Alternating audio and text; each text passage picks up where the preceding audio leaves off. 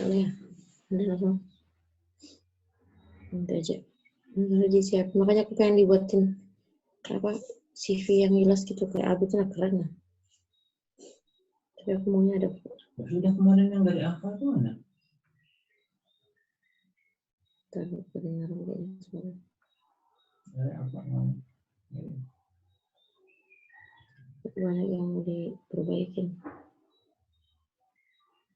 Banyak yang mau di.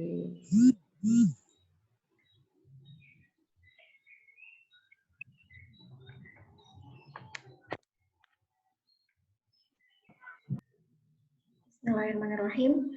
Assalamualaikum warahmatullahi wabarakatuh. Waalaikumsalam warahmatullahi wabarakatuh. Alhamdulillahirrahmanirrahim. Innal hamdalillah nahmaduhu wa nasta'inuhu wa nastaghfiruhu wa na'udzu billahi min syururi anfusina wa min sayyiati a'malina may yahdihillahu fala mudhillalah wa may yudlil fala hadiyalah. Asyhadu an la ilaha illallah wahdahu la syarikalah wa asyhadu anna Muhammadan abduhu wa rasuluh amma ba'd. Puji syukur kehadirat Allah Subhanahu wa taala yang telah melimpahkan rahmat, taufik, hidayah serta inayahnya kepada kita semua sehingga kita dapat bertatap muka langsung untuk mengambil faedah ilmu dari kajian pagi ini. Meskipun melalui ruang Zoom ini, namun itu merupakan salah satu kenikmatan yang Allah berikan kepada kita semua agar kita bisa mengikuti kajian untuk mengisi hati-hati kita dengan ilmu-ilmu agama. Tak lupa pula salawat serta salam kita haturkan kepada suri tauladan terbaik kita, idola terbaik kita, yaitu Nabi Muhammad SAW. Mudah-mudahan kita semua selalu merupakan umat-umatnya yang bisa mendapatkan syafaatnya pula di yaumil akhir nanti. Amin, amin, Allahumma amin. Pertama-tama saya ucapkan ahlan wa sahlan kepada ummah dan akhwat fillah yang telah bergabung pada agenda perdana dari Yayasan Pesona Quran, yaitu kajian tahsin online bulanan dan soft launching pembukaan kelas tahsin. Pertama-tama marilah kita buka acara pada pagi ini dengan mengucap lafaz basmalah. Bismillahirrahmanirrahim. Selanjutnya untuk menambah keberkahan, marilah kita dengarkan tilawah Quran yang akan dibawakan oleh saudari kita yaitu Ukhti Rami. Kepadanya dipersilahkan. Assalamualaikum warahmatullahi wabarakatuh. Waalaikumsalam warahmatullahi wabarakatuh. A'udzu billahi minasy syaithanir rajim. Ya ayyuhalladzina amanu idza tanajaitum fala tatanajaw bil ismi wal udwani wa ma'siyatir rasuli wa tanajaw bil birri wat taqwa wattaqullaha alladzi ilaihi tuhsyarun. Innaman najwa minasy syaitani liyajzunal ladzina amanu walaysa bidarrihim syai'an illa biiznillah wa 'alallahi falyatawakkalul mu'minun.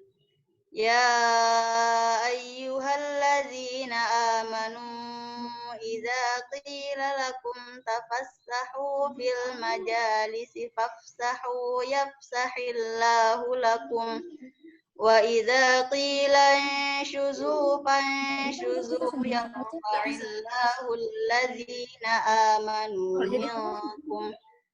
yarfa'illahu alladzina amanu minkum walladzina utul ilma darajat wallahu bima ta'maluna khabir.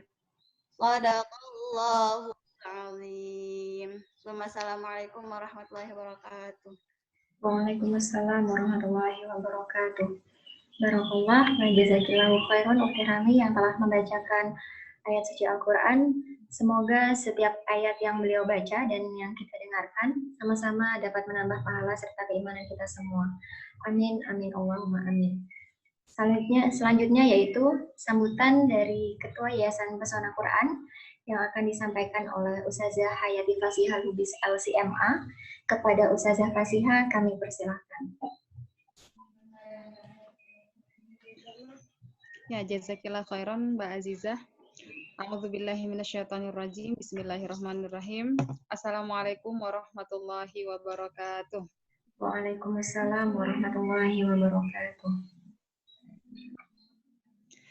Alhamdulillah, wassalatu wassalamu ala rasulillah, amma ba'd.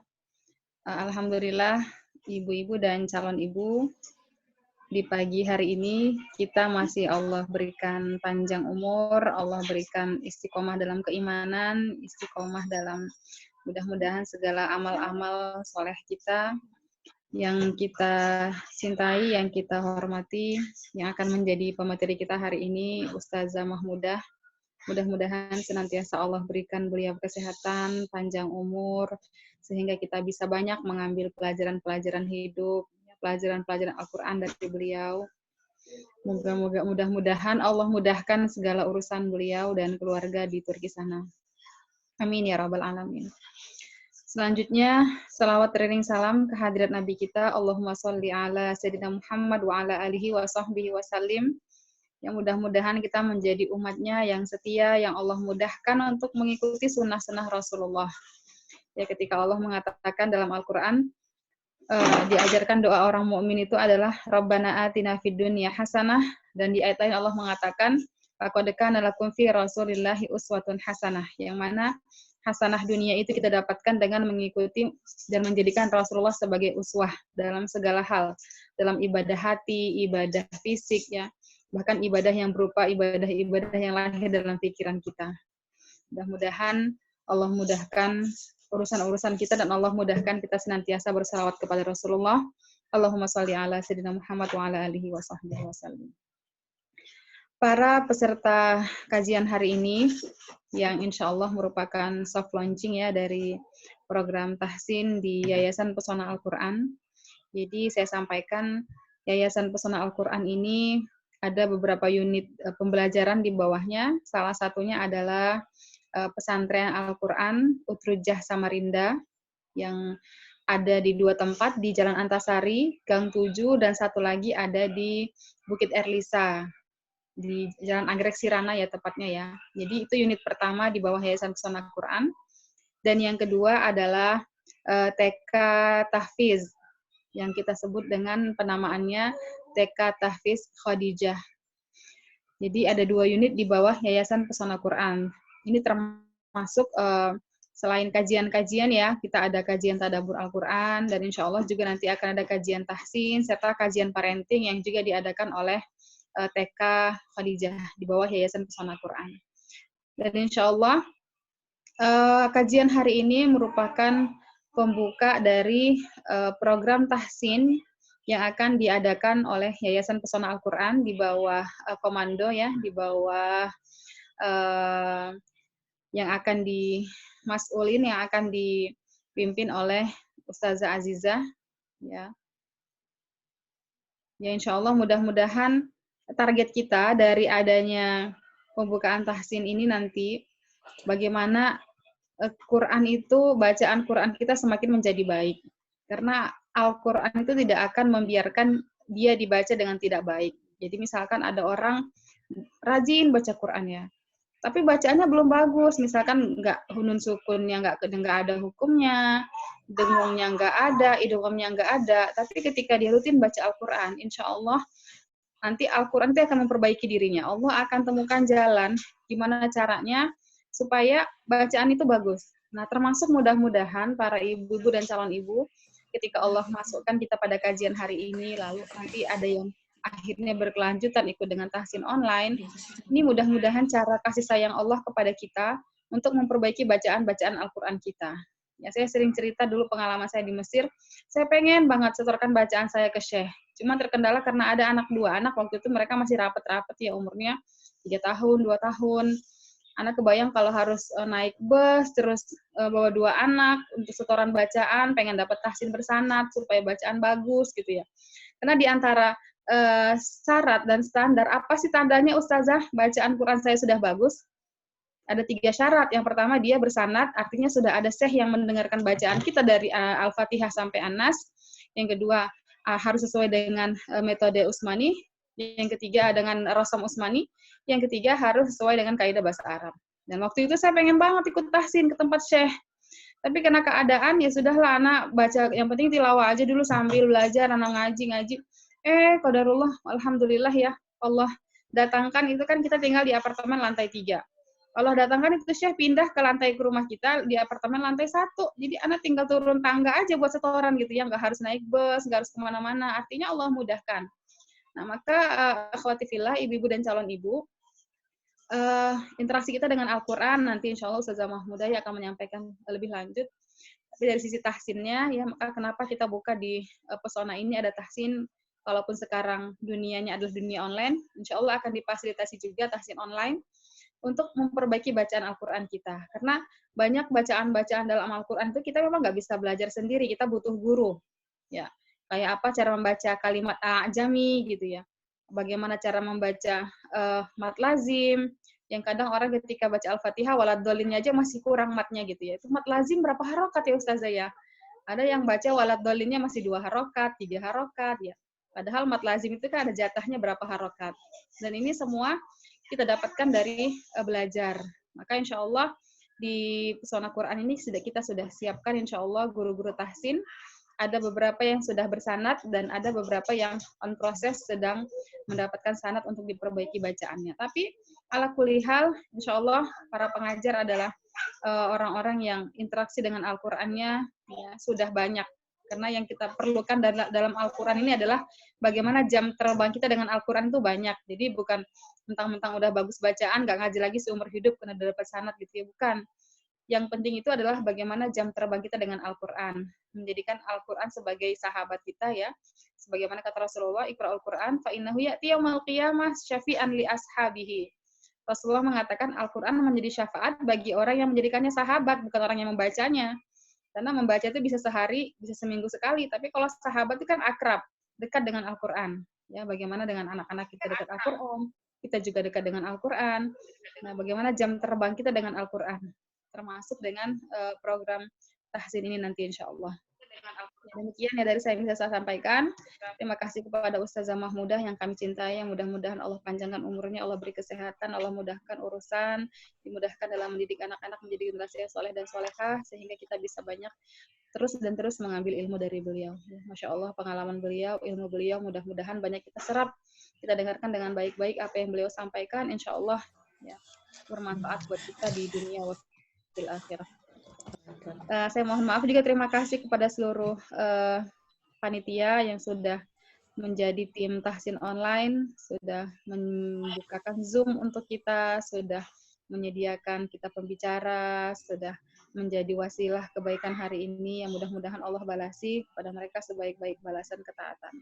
Dan alhamdulillah dengan adanya Zoom ini akhirnya ya ada juga lah ya kebaikan dari HP yang kita dapatkan. Karena sebenarnya semua yang fasilitas Allah berikan dalam hidup kita kan, Allah kasih kita anak, Allah kasih kita rumah, Allah kasih kita handphone, Allah kasih kita harta.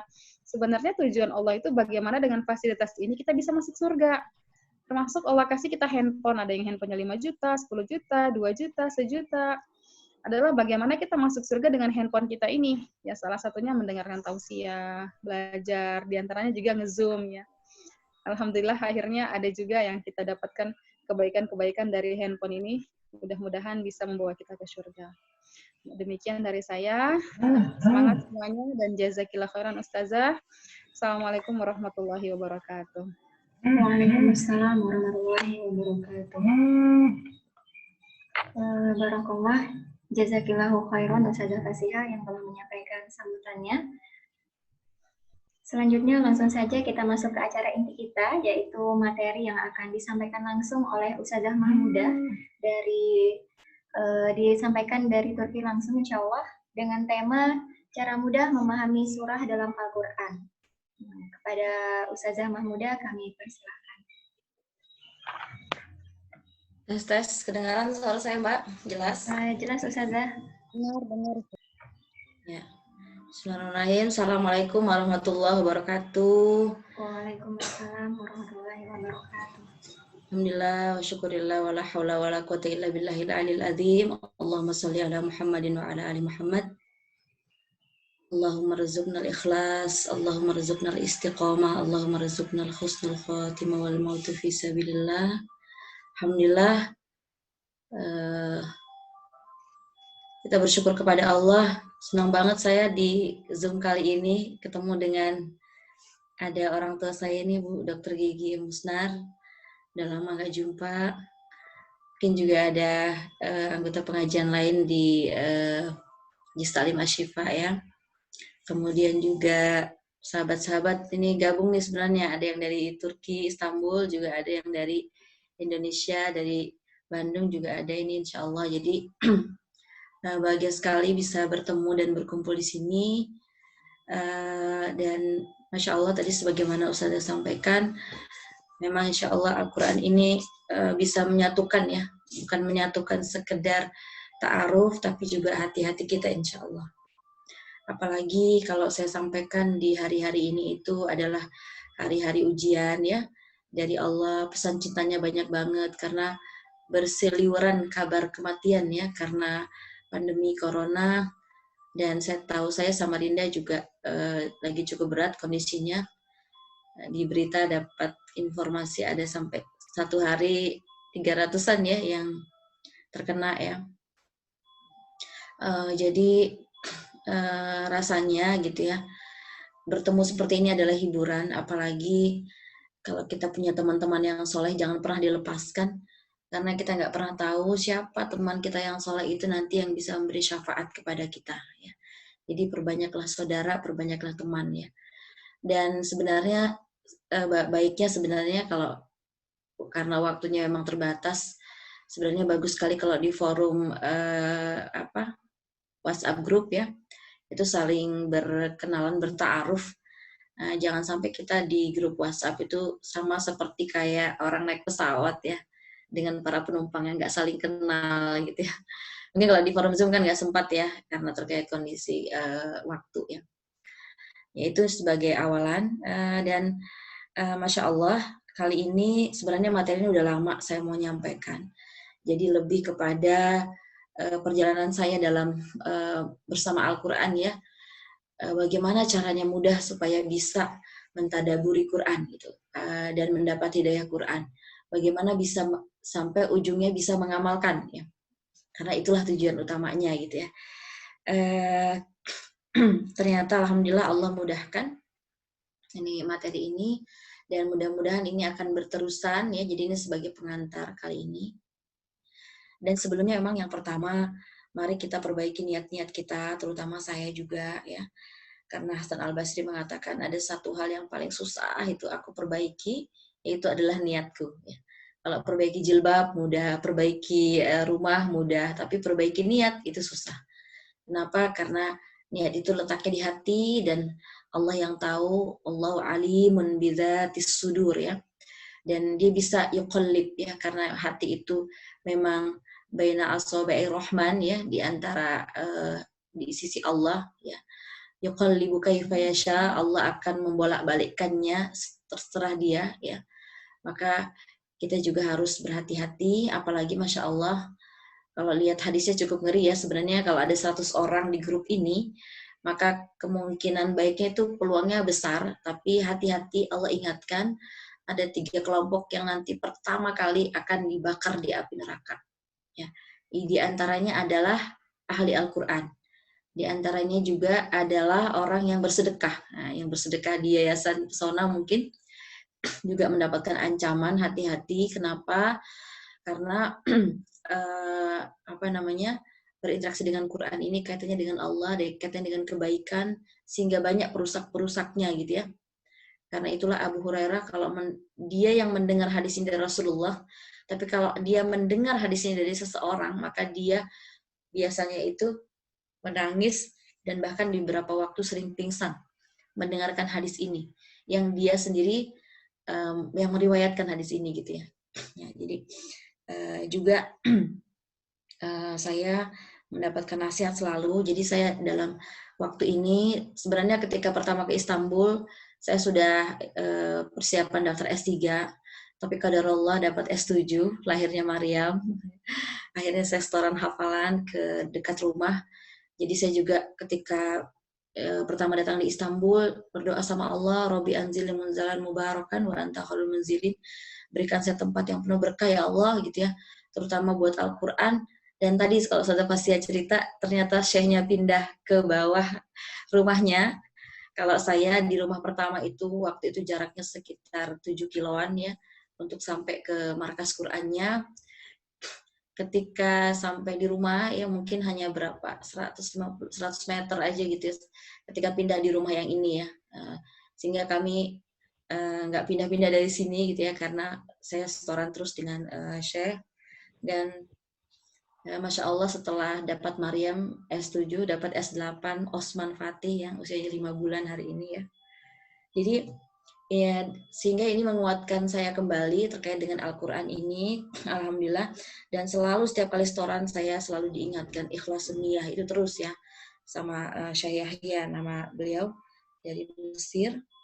Jadi beliau juga menyampaikan sebuah perkataan ya, yaitu satu hadis, aksaru munafiki ummati qurra'uha ya, yaitu ini disampaikan dalam hadis Rasulullah, sesungguhnya kebanyakan orang munafik dari umat itu adalah pembaca Qur'annya. Nah, ini bukan berarti udah nggak usah, enggak. Ini maknanya ketika kita sudah sungguh-sungguh membaca Al-Quran, maka ingat kita harus perbaiki niat kita terus. Karena apa? Karena kita sudah punya sesuatu nih, gitu ya. Sesuatu yang terkait dengan diri kita. Padahal sebenarnya itu semuanya dari Allah ya. Karena ini persis seperti iblis ya, ketika dapat ujian, sebenarnya kan disuruh sujud kepada Adam itu momentum ujian dari Allah gitu ya. Nah, tapi kemudian ternyata di saat datang ujian seperti itu, dia menyandarkan kepada dirinya. Ya. Ana khairum minhu. Ya, dia nggak mau sujud, ana khairum minhu. Jadi menyandarkan sesuatu kepada dirinya. Nah, hati-hati karena sebenarnya di antara makna iya karena abudu wa iya karena stain ya, jadi setelah iya karena abudu ada iya karena stain, kepadamu aku beribadah dan kepadamu aku mohon pertolongan. Ternyata ada pertambahan iya karena stain ini yang kita ulang setiap saat, ini membantu kita untuk memahami sadar diri ya, bahwa ternyata kita bisa baca Quran, kita bisa ikut dan tertarik untuk ikut kajian hari ini, itu bukan karena diri kita, tapi karena semata-mata iya karena stain, karena pertolongan dari Allah. Dan bisa jadi juga karena doa-doa dari saudara-saudara kita yang terus berdoa sama dengan kita juga. Doanya adalah ihdinas siratal mustaqim. Tunjukilah kami jalan yang lurus. Bisa jadi sholat kita nggak khusyuk, tapi teman kita yang lain di ujung dunia sana, di Afrika dan di mana, sholatnya khusyuk. Masuklah kita dalam doa-doa mereka di ihdinas siratal mustaqim. Nah, ini perlu kita hadirkan terus sehingga kita senantiasa dijaga oleh Allah. Dan juga dalam sebuah riwayat, ini dari Abu Hurairah juga, suatu ketika Rasul masuk ke dalam sebuah masjid, jumlah sahabat nggak terlalu banyak, kemudian Rasul mengatakan, yang di dalam masjid ini gitu ya, akan ada seseorang yang nanti wafatnya dalam kondisi dia akan disiksa dalam kondisi siksanya itu ditarik dari pipinya itu, dari bibirnya ke belakang begini, diazab di neraka ya. Kemudian ngeri sekali Rasul menyampaikan hadis itu. Akhirnya Abu Hurairah langsung melihat siapa aja orang yang ada di dalam masjid ini, ditandain sama dia, dan dia terus melihat. Dia mengatakan jangan-jangan ini saya orang yang akan dapat azab seperti itu, dan kondisi meninggal dalam keadaan su'ul khotimah. Maka kemudian dia memperhatikan terus, dan dia lihat ternyata yang dalam masjid itu yang bersama dia sudah wafat semua, tinggal dia berdua aja gitu ya dengan seseorang. Maka dia perhatikan orang itu, padahal orang itu sangat baik bacaan Qur'annya, sangat baik sholatnya, sholat ke masjid juga terus bersama sahabat-sahabat yang lain, tapi dia tandain terus ya. Sampai pada masa kalau nggak salah Abu Bakar As-Siddiq terjadi perang melawan nabi palsu ya, Musailamah al-Kadzdzab. Nah, ternyata dalam perang itu sahabat ini kemudian dia membelot mengikuti Musailamah al-Kadzdzab. Ya, akhirnya dia lega hatinya dan dia bersyukur, ya Allah saya dilindungi dari azab itu. Nah, ini contoh ya bagaimana orang yang sama-sama Rasul, orang yang di masjid, dia bisa kemudian ujung wafatnya su'ul khotimah. Nah, apalagi kita gitu ya. Nauzubillah, sehingga mari kita kuatkan terus niat dan insya Allah kita bersama Quran ya, senantiasa, dan kita niatkan semoga ini adalah salah satu cara kita ya, pertama berbakti kepada orang tua kita yang selalu pasti ada kekurangan di dalamnya, pasti banyak dosa-dosa kita kepada kedua orang tua kita. Yang kedua adalah semoga ini menjadi amalan terbaik kita nanti kelak di yaumul qiyamah. Ya. Mungkin langsung masuk ke ini materinya, insya Allah tidak terlalu panjang ya. Jadi cara mudah memahami surah dalam Al-Quran. Lanjut Mbak. Ini saya ambil dari buku Profesor ya, ringkasan pertimbangan dalam memahami tujuan di setiap surah dalam Al-Quran. Pengarangnya adalah Profesor Dr. Muhammad bin Abdillah Ar-Rabi'ah. Ya. Ini ceramahnya juga banyak di YouTube ya. Dan di sini mengapa penting mempelajari ilmu ini gitu ya. Itu yang pertama adalah Al-Biqai mengatakan barang siapa yang memahami maksud atau tujuan dari setiap surah-surah ya, maka dia pasti akan memahami, maka sudah pasti ia akan juga memahami kesinambungan antara ayat-ayat, kisah-kisah dan seluruh bagian yang ada dari surah tersebut ya. Kemudian Asy-Syatibi berkata, tadabbur yang sesungguhnya dapat dicapai atau dapat dirasakan oleh mereka yang sudah mempelajari dan memahami ilmu maqasid ya. Jadi sebenarnya ini adalah cara termudah ya, kalau kita dibilang itu kayak jalan tolnya gitu. Karena ternyata ulama-ulama tafsir zaman dahulu itu mereka mentafsirkannya itu adalah ayat per ayat gitu ya, maksudnya ayat per ayat. Nah, walaupun mereka sebenarnya sudah belajar, sudah paham tentang hal ini, sudah sudah ada di kitab-kitab mereka yang disebut dengan ilmu munasabat, ilmu keterkaitan antara satu surah dengan surah yang lain. Ya, tapi di ulama mutaakhirin yang baru-baru ini baru kemudian ilmu ini menjadi sangat penting. Kenapa? Karena ternyata di hari-hari ini sudah semakin banyak orang untuk menghafal Quran. Ya. Ini sebagaimana perkataan sahabat juga. Nanti ada masa di mana kalian sangat mudah menghafal Quran tapi susah mengamalkannya, gitu ya. Nah, kalau kami sangat berat untuk menghafalkannya, tapi kami mudah untuk mengamalkannya. Nah, sudah datang zaman ini, yaitu zaman kita hari ini, itu jumlah hafiz Quran nggak tahu banyak banget ya, dan hampir semua rumah juga, termasuk semua orang sekarang ikbalnya atau keinginannya kepada Quran luar biasa ya, dibanding saya zaman dulu ya, 20 tahun yang lalu. Nah, jadi disinilah para ulama melihat, karena ternyata semakin banyak ahli Qur'annya, tapi terlihat tidak menjadi maksudnya kebangkitan umat Islam itu tidak signifikan kelihatannya gitu ya. Dan banyak dalam tanda kutip ya, tidak semua para orang-orang yang sudah hafal Quran itu mereka ternyata tidak paham maknanya. Buktinya akhlak mereka tidak berubah dan sebagainya. Nah, dari situlah ilmu ini mulai kemudian dikembangkan dan kemudian harus mulai disebarkan. Kenapa? Karena dengan ilmu maqasid ini atau tahu dari makna memahami surah-surah itu, ternyata itu sangat membantu untuk kemudian memahami maksud ayat. Ya. Nah, sementara maksud daripada ayat-ayat ini sudah dibahas sangat detail oleh para ulama-ulama tafsir sebelumnya, ya, ulama-ulama tafsir di para salafus saleh di zaman dulu. Ya, saya juga mendapati sangat mudah sekali. Jadi saya dapat hadiah nih dari Syekh Yahya, ya, Mukhtasar fi Tafsir Quranul Karim ya. Ini jamaah min ulama tafsir ya. Jadi Mukhtasar itu ringkasan ya dari tafsir Quran Karim ya. Nah, ini di sini di depannya sudah lengkap nih. Ada pertamanya ada tadi apa maksudnya itu adalah tujuan ayat, maqasid surah ya, min maqasidis surah. Jadi maksud daripada surah itu, kemudian sudah ada juga di dalamnya per ayatnya itu tentang fawaid ya. Jadi satu halaman itu apa yang bisa kita pelajari dari halaman ini. Nanti mungkin kita akan membahasnya di pekan-pekan. Jadi kalau saya berharap ini proyek besar ya. Pertama di forum ini sebagai awalan kita akan pelajari dulu, nanti juga akan di sharing. Ini sudah dibuat dalam bentuk syair ya, dari Al-Baqarah sampai An-Nas, syair tentang maksud-maksud besar dari sebuah surah. Jadi maksud tujuan umum dari setiap surah itu sudah ada ya.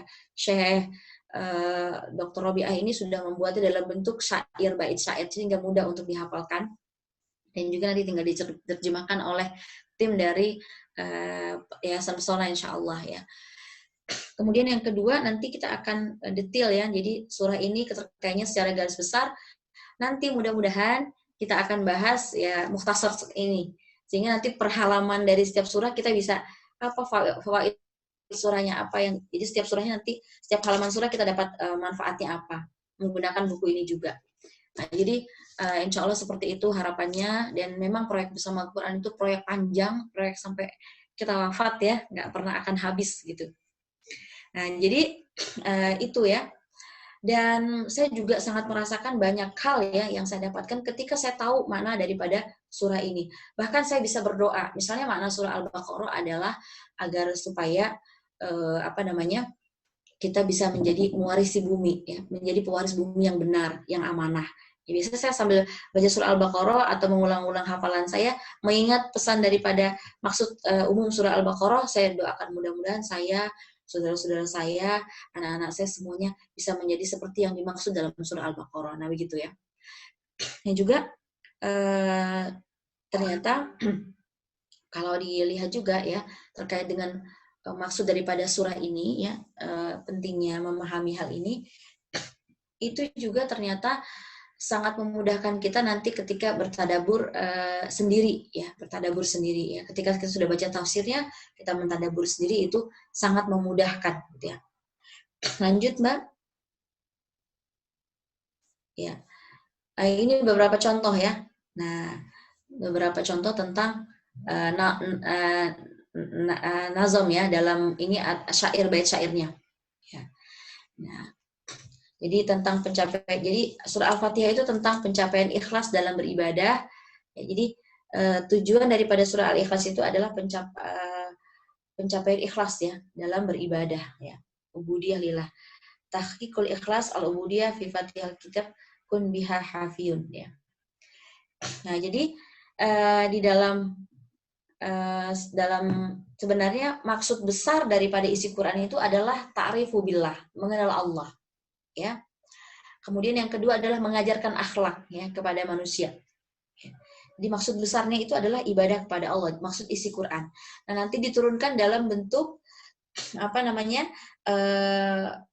macam-macam dalam setiap surah yang ada, dan itu insya Allah ada keterkaitan dengan ayat-ayat yang dalam surah tersebut. Nah, jadi pertama ini nggak dibahas panjang, jadi yang saya kasih contoh hanya ada baru sampai surah Al-Imran ya. Jadi tentang yang pertama adalah tujuan daripada surah Al-Ikhlas, surah Al-Fatihah adalah tentang pencapaian ikhlas beribadah terdapat pada pembuka surah Al-Fatihah. Kemudian dalam surah Al-Baqarah adalah tentang kekhalifahan atau kepemimpinan manusia di muka bumi. Ya. Nah, kemudian tentang pendirian syariat, jawaban atas perintah-perintah Allah. Dan kemudian hak-hak dalam Islam ya, dan juga jaminan keamanan itu ada dalam surah Al-Imran ya. Maksud surah Al-Imran. Kemudian selanjutnya juga termasuk di dalamnya adalah sabat ya. Dalam surah Al-Imran ini masih adalah sabat dalam keimanan ya. Dan dalam surah An-Nisa tentang hak-hak ya orang-orang yang lemah ya. Hak-hak para wanita yang diatur dalam surah An-Nisa. Jadi surah tentang mengatur tentang hak-hak ya. Hukukul insan, yaitu banyak sekali tentang masalah hak asasi manusia ada di dalam surah An-Nisa. Kemudian dalam surah Al-Maidah ya, yaitu tentang tempat perkumpulan yang dijaga dari para musuh, kemudian bagaimana menjaga kesetiaan dalam setiap akad, juga membahas tentang ketentuan-ketentuan Allah dan peringatan bagi siapa yang menentang hal itu. Nah, jadi ini diantara secara pendek, ini baru nazamnya aja ya. Jadi nanti kita akan bagi tentang satu-satu tentang yang panjang. Jadi kalau surah Al-Fatihah tadi sebenarnya panjang, ini karena dia bentuknya syair, bait syair, jadi diambil yang khulasahnya aja atau ringkasannya aja, yaitu tentang ikhlas dalam beribadah. Kalau Al-Baqarah tentang bagaimana menjadi seorang pemimpin di muka bumi. Kalau surah tadi An-Nisa ya, Al-Imran ya, tentang bagaimana Al-Imran tentang bagaimana menjaga hak-hak Allah ya dalam Islam ya, kemudian bagaimana sabat dalam agama ya, seperti itu. Nah ini kita langsung masuk, saya beri contoh ya. Saya insya Allah di pekan depannya kita akan, ini saya masih pembahasan nazamnya ya, tentang khulasah daripada contohnya ini. Nah ini saya langsung masuk kepada surah An-Nur. Kenapa surah An-Nur? Karena ini baru saja ya, baru saja saya mencoba bagaimana saya menggunakan contoh ya dari surah An-Nur ini, kemudian saya bawa ke tadabbur. Nah, jadi maqasid surah An-Nur ya, surah An-Nur itu menjelaskan bagaimana menjaga harga diri seseorang, mengikuti perintah-perintah dari Allah yang sudah dipaparkan dalam Al-Qur'an. Nah, dalam tafsir Al-Muhtasar fi Tafsir Qur'an Karim menjelaskan bahwa maqasid daripada surah An-Nur adalah konsentrasi pada at-tarkis. Coba Mbak dibacakan, Mbak. Saya bisa bantu dibacakan maqasid surah An-Nur-nya? Iya, Ustazah. Ya, dibacakan. Maqasid surah An-Nur dalam tafsir Al-Muhtasar di Tafsirul Quran Al-Karim menjelaskan bahwa maqasid dari surah An-Nur adalah konsentrasi pada pembahasan tentang harga diri seorang mukmin, bagaimana menutup aurat yang benar sesuai syariat, bagaimana menjaga kesucian masyarakat muslim dari sebab-sebab kemungkaran atau fasyiyah, dan makar orang-orang munafik dalam menyebarkan kemungkaran-kemungkaran itu. Nah, iya. Nah, ini jadi maksud daripada surah An-Nur. Nah, kemudian nanti kita biasanya ada beberapa ulama ini kalau kita mendengarkan kajian-kajian tafsir, biasanya juga ada bahasanya dalam bentuk yang lain, tapi dia ujungnya tuh sama, maksudnya sama gitu ya. Contohnya kalau saya mendengarkan juga dari ulama yang lain, ini dari perkumpulan dari ulama tafsir ya, seperti ini yang diambil dari buku ini, dari Jamaah min Ulama Tafsir. Akan tetapi juga ada contohnya ya, ini yang saya dapatkan juga tentang tadabbur surah An-Nur adalah ternyata An-Nur ini adalah surah tentang Allahumma hdina li ahsanil akhlaq ya. Ya Allah, tunjukkanlah kami ya kepada akhlak yang paling baik ya. Kenapa? Nah, ini contohnya. Karena ternyata dalam tafsir surah Al-Qur'an Karim, dalam tafsir surah An-Nur ini, dia penjelasannya tentang akhlak semua kan? Ya nggak, harga diri seorang mukmin, bagaimana menutup aurat. Nah, cuman di ulama yang lain, di para tafsir ulama tafsir yang lain menjelaskan bahwa tujuan daripada surah An-Nur ini adalah ya Allah, berikan kami petunjuk kepada sebaik-baik akhlak. Nah, gitu. Jadi nanti kalau mendapati hal yang seperti itu, dia biasanya hanya berbeda dari sisi pemaknaan saja gitu ya, tapi tujuan dan garis besarnya itu sama gitu, seperti itu. Dan memang biasanya dalam satu surah, jadi ada maksud utama, tapi nanti ada lagi maksud-maksud yang lain yang banyak gitu ya. Jadi akan tetapi yang kita kumpulkan ini adalah yang sudah diambil dari beberapa dari para ulama tafsir juga. Kalau Profesor Robiah ini mengambil dari literatur yang banyak sekali beliau ambil dan mendapatkan khulasahnya atau seperti ini khulasahnya ya. Nah. Ini ada yang minta PTT-nya di grup, sebar di grup ya, boleh nanti. Nah ini contoh dulu ya. Jadi teman-teman supaya tahu. Contoh bagaimana saya menggunakan hal ini untuk tadabbur saya pribadi ya. Jadi ini tadabbur saya pribadi. Kalau nanti teman-teman dapat manfaatnya, silahkan diambil. Ini bukan satu ketentuan ya, karena masing-masing orang itu dia diberi rezeki tadabburnya masing-masing. Ya. Kalau saya diberi rezeki tadabbur mungkin karena saya gelapnya lebih banyak gitu ya. Jadi dikasih sedikit penerangan sama Allah lewat beberapa ayat gitu ya. Nah ini peristiwa ini adalah ketika peristiwa mungkin teman-teman ingat terjadinya pemindahan masjid Hagia Sophia ya. Itu di tanggal 24 ya, 24 Agustus ya, di tahun 2020. Nah, waktu itu saya dalam kondisi suami saya sudah berangkat dari subuh, dari jam 3 subuh. Semua sudah heroik, pokoknya orang-orang dari Arab pada datang, semua penuh di Istanbul ya, luar biasa kondisinya tuh sama seperti 212 kalau di Jakarta, tapi lebih dari itu karena pesertanya berbagai negara ya.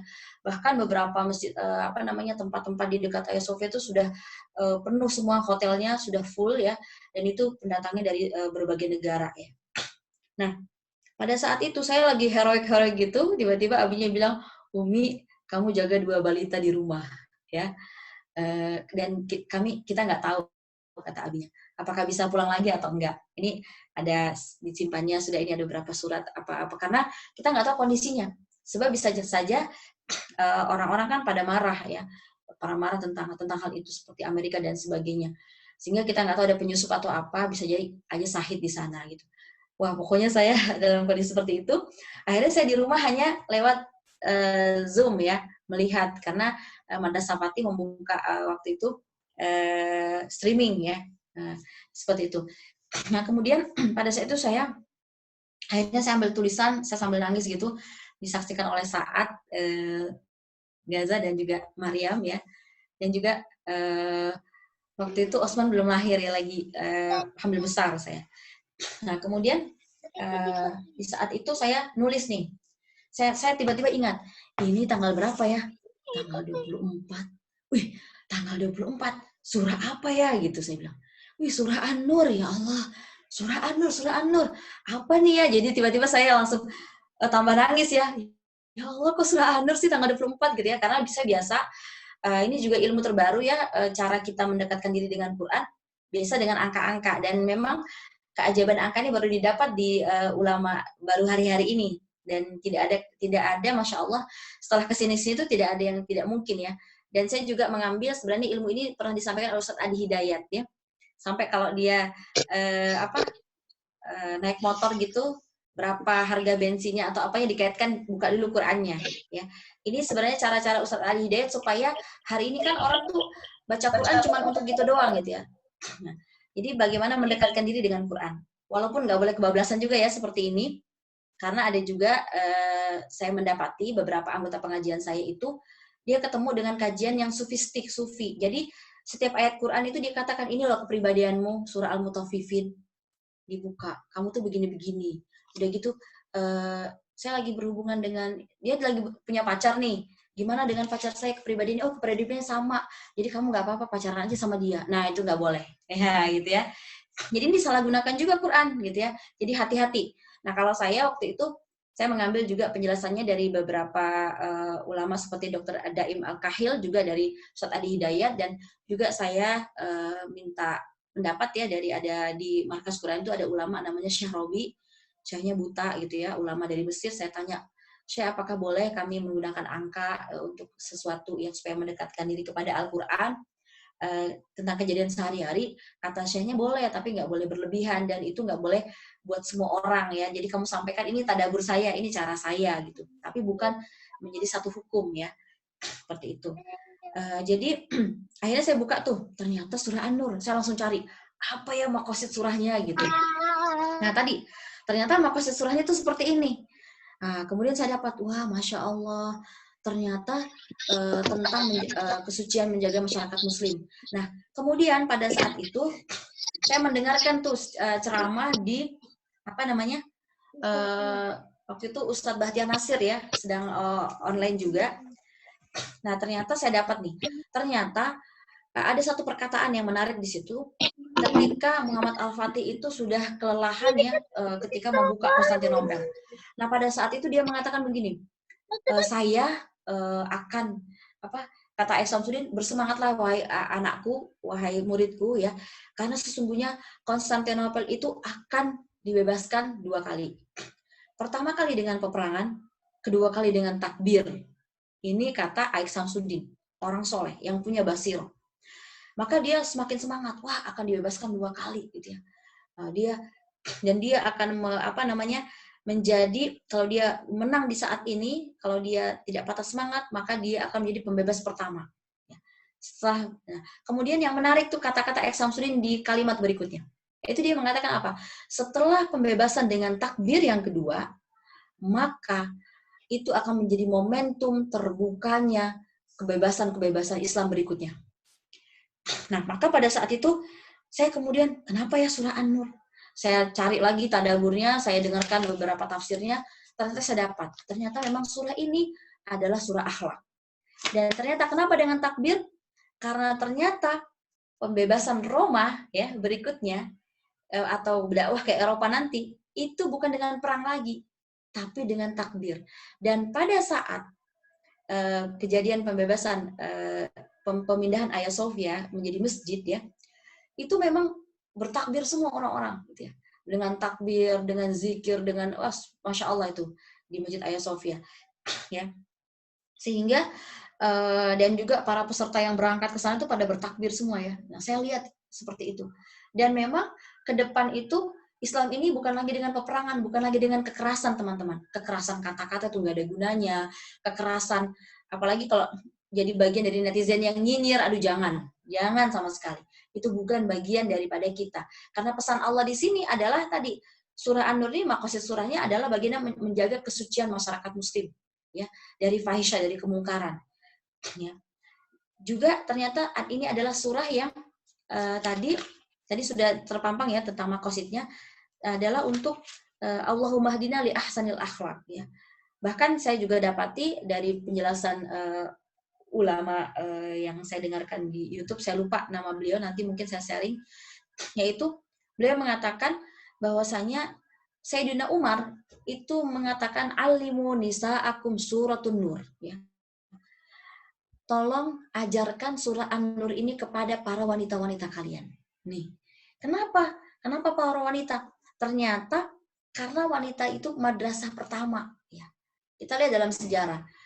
Kalau laki-lakinya nggak soleh kayak Fir'aun, tapi ada Asia, si benteng rumahnya, si madrasah rumahnya, akan lahir generasi seperti Musa.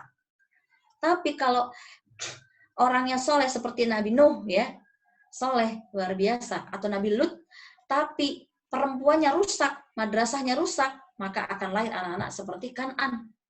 Jadi berbahaya.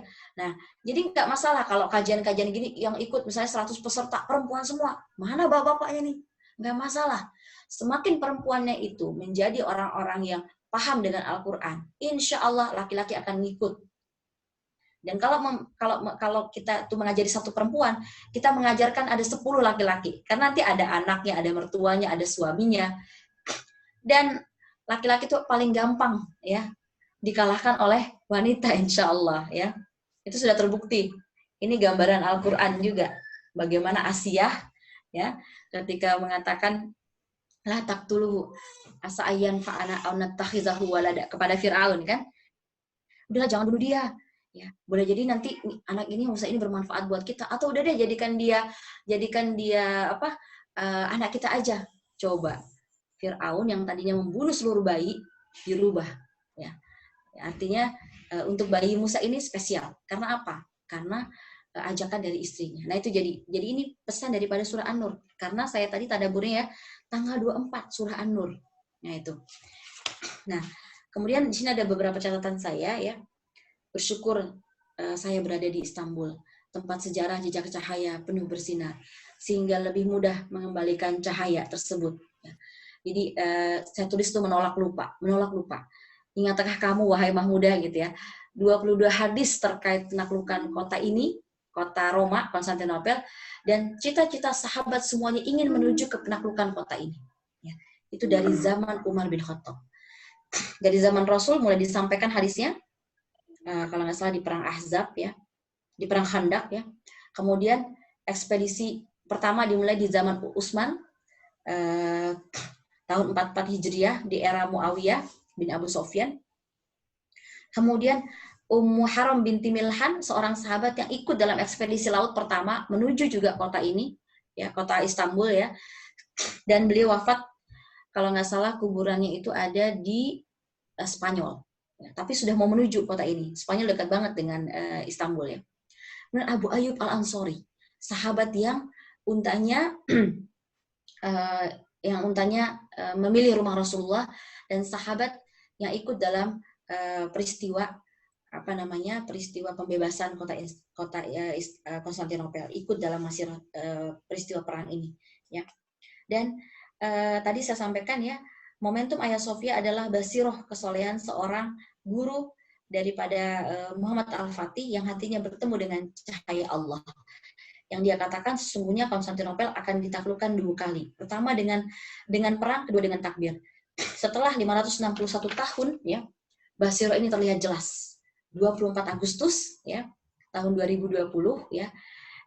Dan itu surah An-Nur.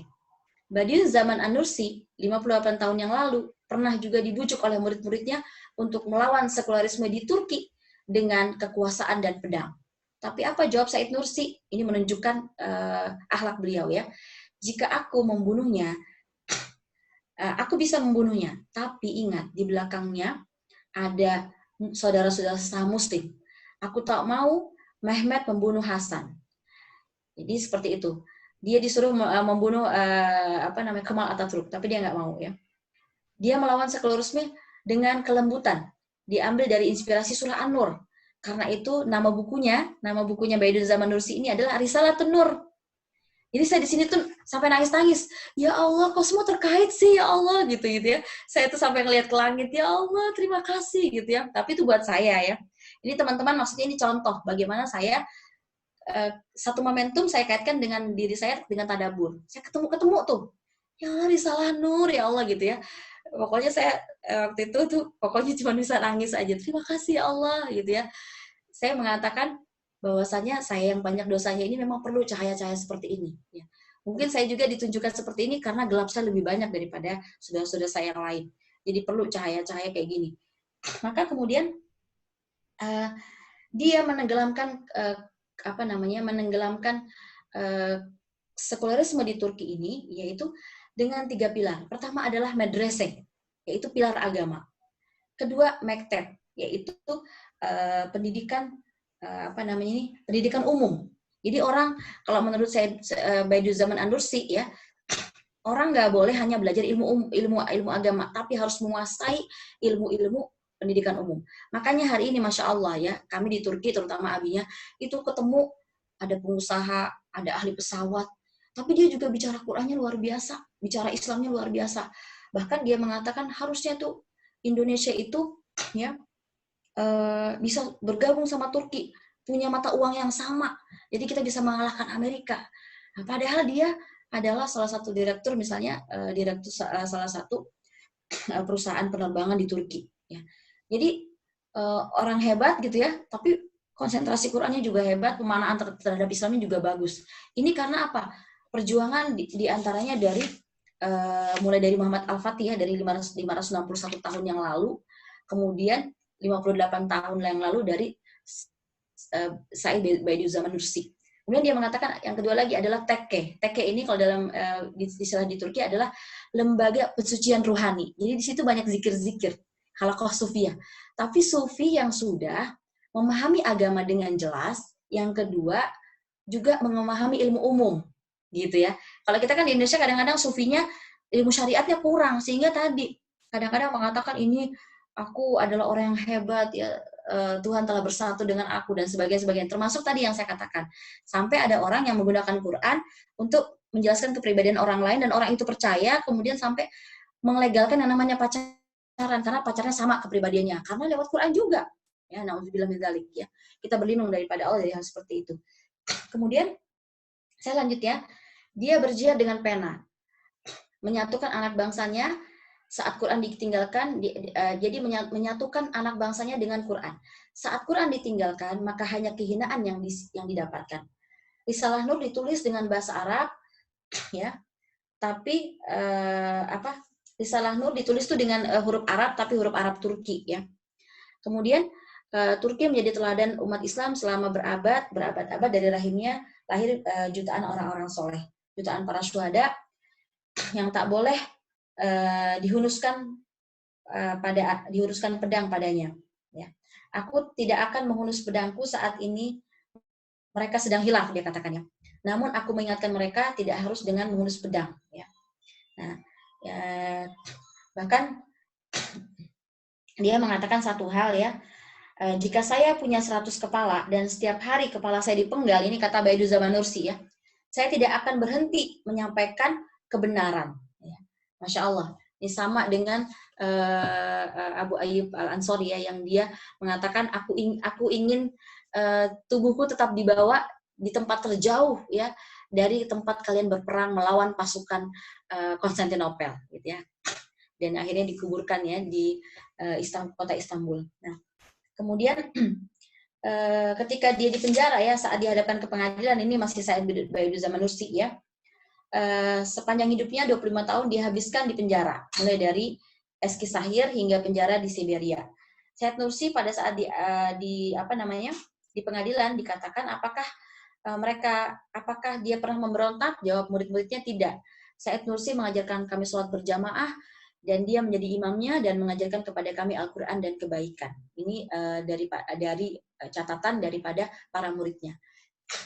Jadi Masya Allah ya, ini saya lihat bagaimana kita melihat inilah petunjuk kita untuk mengulang jejak sejarah kejayaan masa silam. Ya.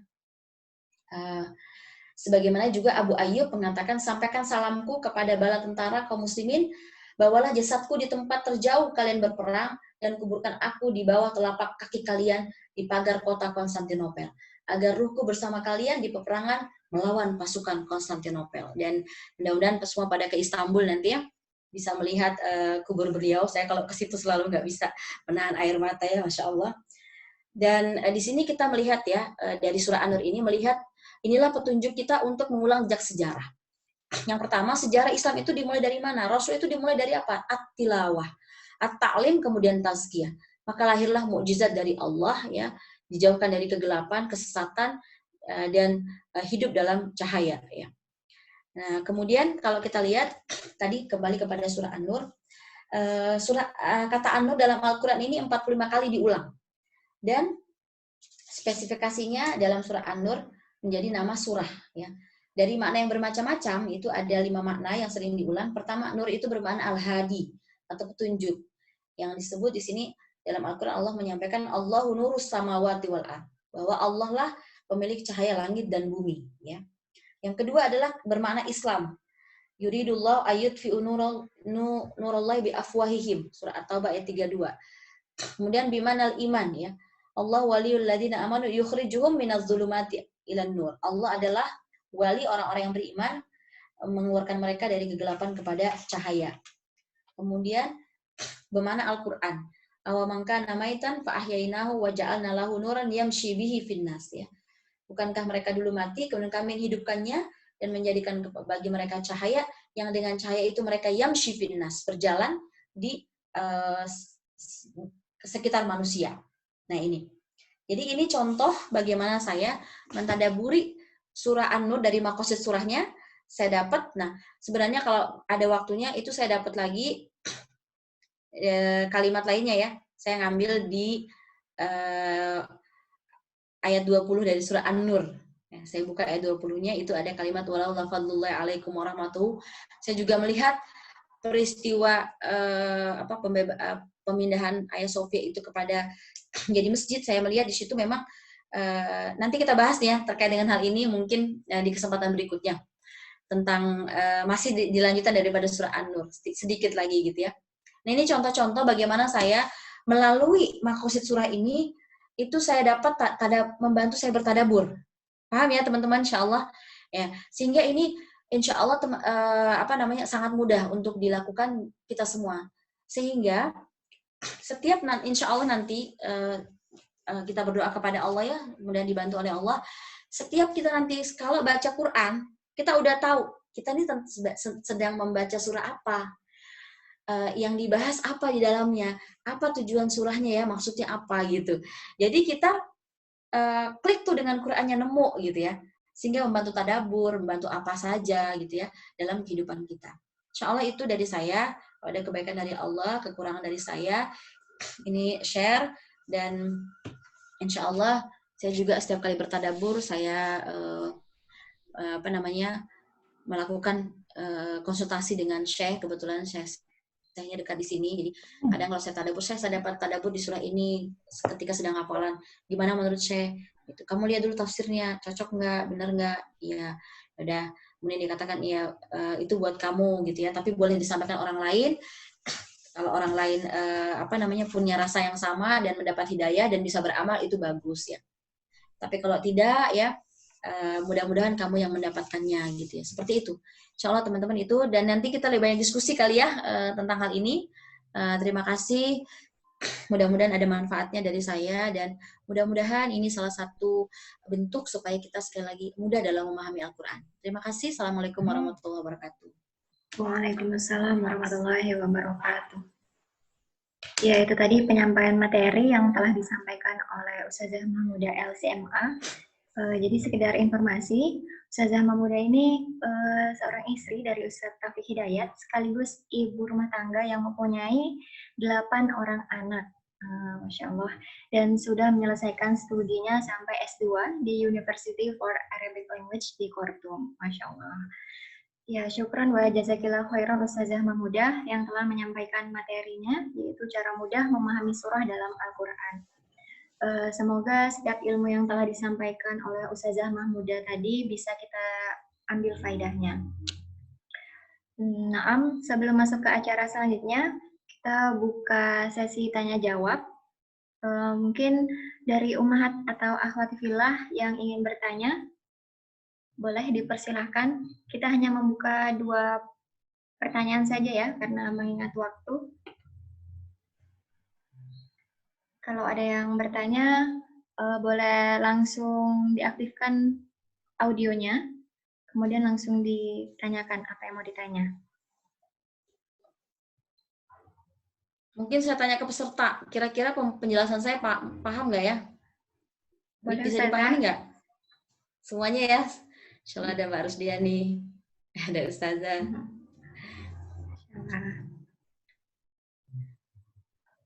Ustazah Rosia baru masuk ya?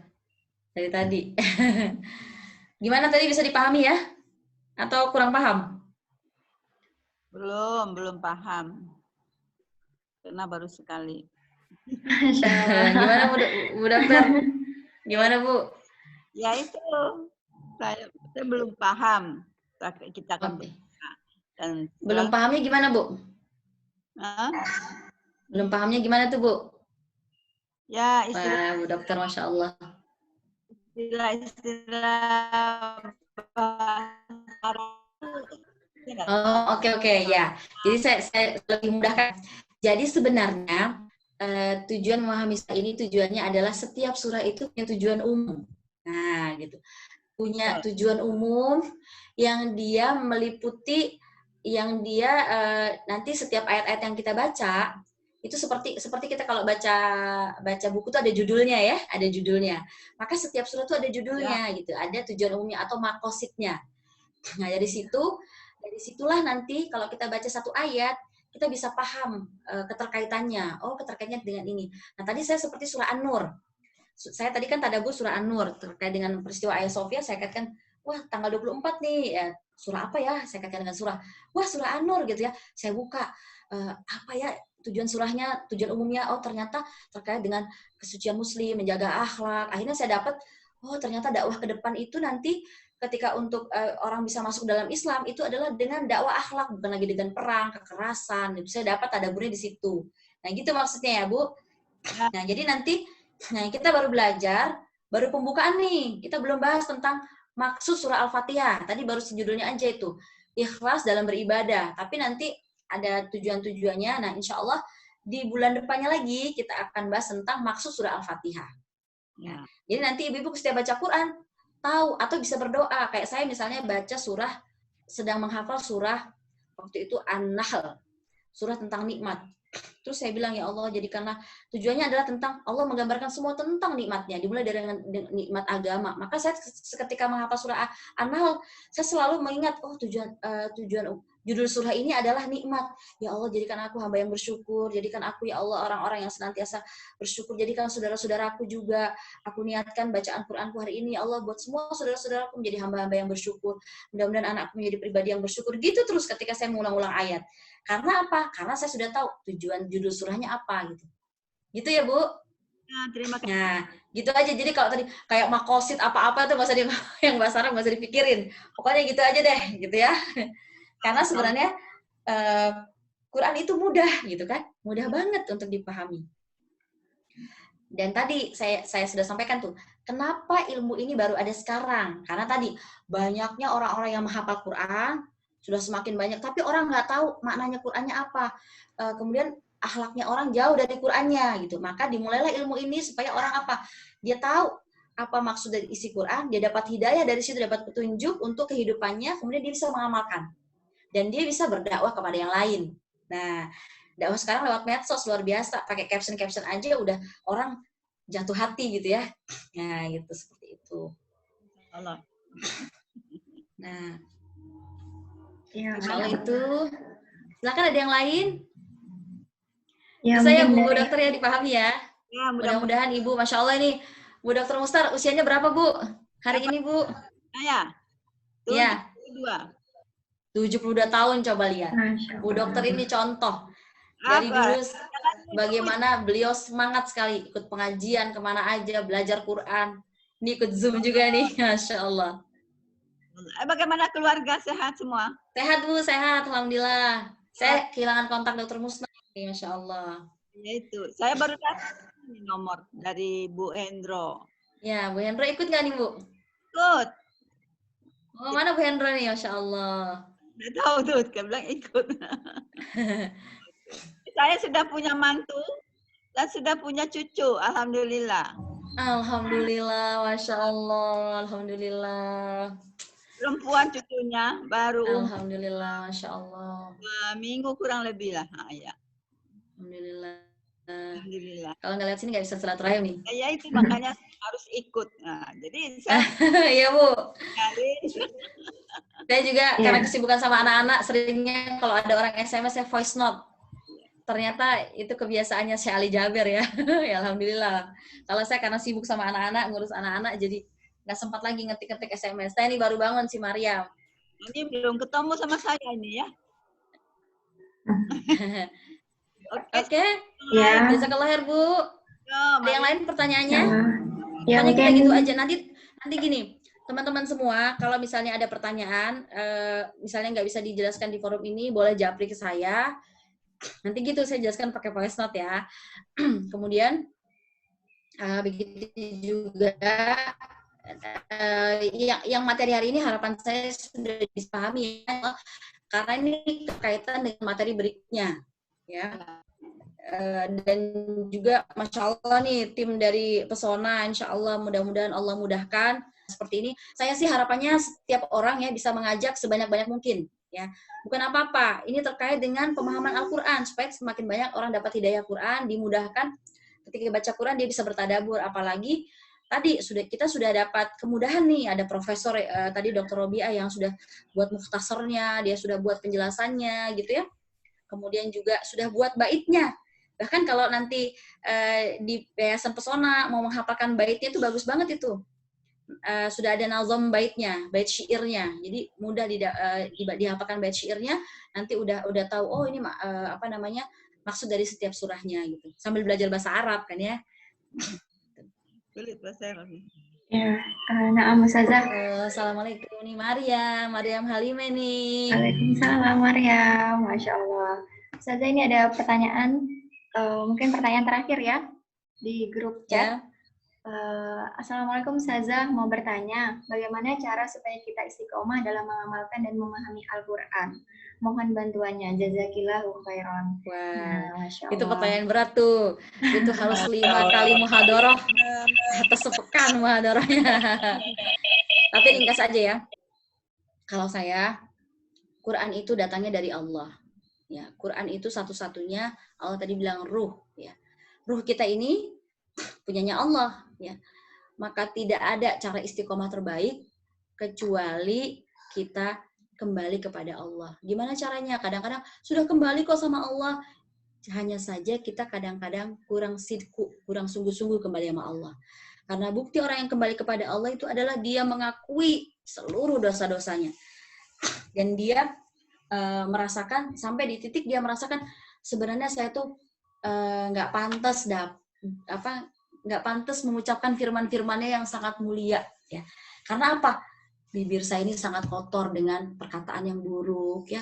Hati saya juga dipenuhi dengan hal-hal yang buruk. Jadi kita hanya bisa menghadirkan Allah kalau hati kita itu sudah kosong dari selain Allah, gitu ya, kosong dari diri kita, kosong dari segala. Karena kalau kita masih mengatakan, wah saya mah ustazah, saya mah apa, saya insya Allah mampu kok. Apalagi kalau saya dulu ketika saya nggak istiqomah sama Quran, itu saya kemudian cari tips bagaimana bisa istiqomah, tips bagaimana menghafal dengan cepat. Ya, ternyata itu tips itu hanya berlalu dan malah bikin jengkel. Kok sudah dilakukan tipsnya nggak bisa ya gitu. Nah, karena kenapa? Karena hati kita belum kosong dari selain Allah. Nah, kosong iya dari selain Allah, termasuk mengosongkan diri kita dari segala dosa-dosa kita. Karena memang cahaya Quran nggak pernah bisa bertemu dengan dosa-dosa kita. Jadi itulah cara istiqomah, dan ternyata juga yang paling efektif adalah memperpanjang sujud dan memperpanjang ruku. Karena ternyata dalam hadis ya, mungkin Ustaz Rasya bisa membacakan hadisnya atau mungkin cari hadisnya nanti ya, itu ternyata ketika seseorang itu ruku ya, maka dosa-dosanya itu akan dijatuhkan oleh Allah, diringankan oleh Allah sepanjang lamanya ruku. Dan ketika sujud juga akan dihabiskan dosa-dosanya sepanjang lamanya dia bersujud. Kalau kita sujudnya bentar gitu doang gitu ya, dosanya dikit aja yang hilang gitu. Kalau kita rukunya juga sebentar aja hilang. Itulah kenapa kita kayak berat semuanya, berat dengan Quran, berat. Padahal kesibukan mah nggak banyak-banyak, apalagi sekarang semua depan laptop gitu ya. Tapi kok nggak bisa istiqomah, bisa jadi karena beratnya itu karena dosa-dosa kita gitu ya. Karena Quran itu dia tidak akan la yamassuhu illal mutahharun. Dia nggak akan disentuh kecuali oleh orang-orang yang suci. Suci apa? Suci niatnya, suci hatinya, bersih. Dan memang yang paling tahu tentang hal itu adalah diri kita, ya. Balil insanu ala nafsihi basiro. Kitalah yang paling tahu tentang dosa-dosa kita. Hanya saja memang kalau orang munafik, dia melihat dosanya seperti lalat gini. Lewat doang, kecil. Tapi kalau orang beriman, dia melihat dosanya seperti gunung besar. Sehingga ada seorang sahabat yang selalu menangisi hanya karena apa? Karena suatu saat dia lewat di sebuah rumah, ya, kemudian dia ngambil sedikit potongan kayu untuk bersihin daging yang lengket di giginya gini. Itu dia tangisi selama 40 tahun. Karena dia belum minta halalnya. Ya. Dia katakan setiap kali dia ada kejadian apa dalam hidupnya, dia katakan ini karena aku belum mendapatkan halal dari sepotong kayu yang aku untuk membersihkan gigiku. Bayangin tuh. Ya. Jadi dibesarkan dosanya. Silahkan, karena ternyata mentakzim, memperbesar dosa-dosa kita dan menganggap dosa kita itu bisa menghancurkan kita, itu salah satu cara untuk kita segera bertobat dan segera merunduk kepada Allah Subhanahu wa Ta'ala. Jadi mungkin itu pertama ya, tips istiqomah. Yang kedua, kalau saya biasanya minta nasihat kepada syekh-syekh atau para ulama atau orang-orang yang guru-guru di sekitar kita. Ya. Yang ketiga, bisa dengan bersedekah. Sedekah itu, masya Allah, mantep banget sedekah itu. Ya. Ya. Sedekah walau bisyikit tamroh, walaupun dengan sedikit yang kita punya. Bisyikit tamroh itu 1 biji kurma, ya. Karena nggak bersedekah itu lebih sedikit lagi. Ya. Jadi kalau orang sudah beriman, dia nggak ngelihat lagi amal itu besar, amal itu kecil, pokoknya beramal terus. Apalagi ngelihat orang lain, ya dia mah sumbangannya tuh nggak kurang-kurang 25.000 aja terus. Lihat aku tahu bulan ini 100, besok 250, besok 500. Nggak begitu. Ya. Karena itu perbuatan orang-orang munafik tuh, kalau melihat amal tuh dari kecil besarnya, enggak. Kalau orang beriman, seluruh amal itu besar. Karena apa? Karena kita nggak pernah tahu. Bisa jadi dari amal yang kecil itulah kita ditolong oleh Allah. Sama seperti seorang ulama yang dia bermimpi, dalam mimpinya itu dia melihat, dikatakan apa amal yang paling besar. Dia katakan kajian-kajian yang aku sampaikan, dakwah yang aku sampaikan, ternyata tidak. Engkau di amalmu yang terbesar, keikhlasanmu yang paling besar adalah amalmu ketika kau sedang menulis, ada seekor lalat, kemudian lalat itu kau biarkan untuk meminum tintamu sampai dia kenyang, baru kau angkat penamu. Jadi bayangin. Jadi kita orang beriman itu tidak melihat lagi kecil atau besar, amal itu semua dia sergap. Semua dia buru. Bahkan sekadar, tolong ya share ke 5 grup. Nah, share tuh. Amal kecil kan? Gitu doang ya. Karena dia tadi nggak ngelihat lagi seperti itu. Itu ya insya Allah dari saya. Kalau mau ditambahkan ada Ustazah Rosi Halim, tafadhol. Ustazah, ngomong dulu dong, tambah-tambah dulu dikit. Boleh nih, Mbak Iza. Ya Ustazah, silahkan Ustazah Rosi. Mungkin ada yang ingin disampaikan. Ya Ustazah Rosi, tambahin kalau lagi nggak istiqomah gimana? Ya Allah, Ustazah, Masya Allah. Ustazah, Insya Allah saya hari ini menjadi murid dari Ustazah. Gak ada yang saya lakukan, Insya Allah. Sudah cukup banget mewakili. Saudara si Maria masih mau tidur. Jazakallah, Mbak Norma, Masya Allah dari jauh tuh Mbak Norma tuh. Jazakillahu khairan Ustazah. Masya Allah. Dari penghujung mana tuh? Kutai Barat sampai bertemu di sini ya. Dekat ternyata, Istanbul tuh dekat banget ya. Alhamdulillah. Ya. Fadal, silakan kembali ke hostnya.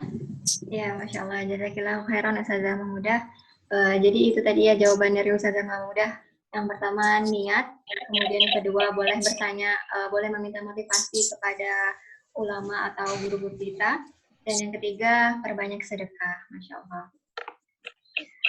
Ya, mungkin itu tadi pertanyaan terakhir dari pertanyaan terakhir yang kita buka ya dari forum tanya jawab ini. Selanjutnya kita masuk ke acara selanjutnya. Jadi sebelum kita tutup kajian pagi ini, ada beberapa info yang akan kami sampaikan selaku panitia tahsin dari Yayasan Pesona Quran. Ya, bisa dilihat ya di layarnya masing-masing. Jadi di awal tadi kita sudah membuka ya kajian tahsin online bulanan sekaligus soft launching pembukaan kelas tahsin. Nah, jadi sedikit informasi. Jadi mulai hari ini Yayasan Pesona Quran telah membuka pendaftaran tahsin khusus akhwat. Nah, jadi tahsin ini dikhususkan hanya untuk perempuan, baik ibu-ibu atau mbak-mbak yang ingin memperbaiki bacaan Al-Qur'annya, bisa langsung mendaftarkan dirinya ke Yayasan Pesona Quran. Nah, nanti layarnya akan kami bagikan di grup yang telah kami buat sebelumnya. Sedikit saya jelaskan, jadi untuk program tahsin sendiri ini dibagi menjadi 3 kategori. Yang pertama ada tahsin, yaitu memperbaiki bacaan. Untuk tahsin ini insya Allah kami akan menggunakan metode Al-Bayan namanya, metode yang dibuat langsung oleh Ustazah Fasihah. Nah, yang mana metode ini baru dan pertama kalinya akan digunakan di Yayasan Pesona Quran itu sendiri.